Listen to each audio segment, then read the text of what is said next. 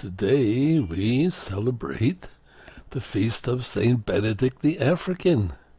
Benedict held important posts in the Franciscan order and gracefully adjusted to other work when his terms of office were up. His parents were slaves brought from Africa to Messina, Sicily.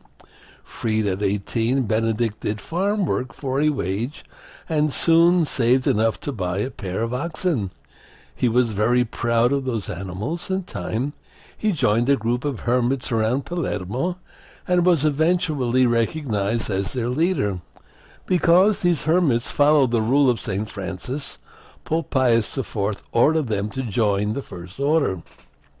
Benedict was eventually novice master and then guardian of the friars in Palermo, positions rarely held in those days by a brother. In fact, Benedict was forced to accept his election as guardian, and when his term ended, he happily returned to his work in the friary kitchen. Benedict corrected the friars with humility and charity.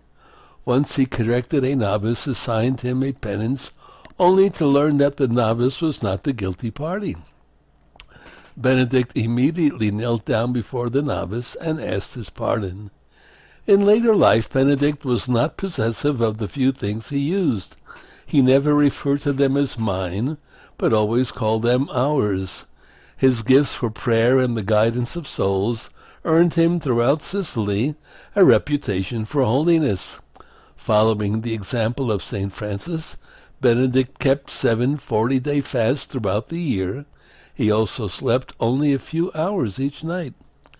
After Benedict's death, King Philip III of Spain paid for a special tomb for this holy friar.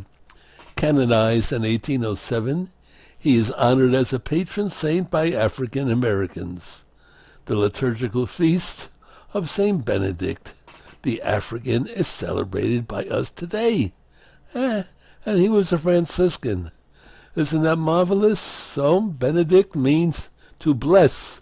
Bene, well, dict from Detroit, to say blessed things. That's why we say, blessed be the Lord. And that's what the saints did, and that's why they're saints. Do you know that? Well, now you know.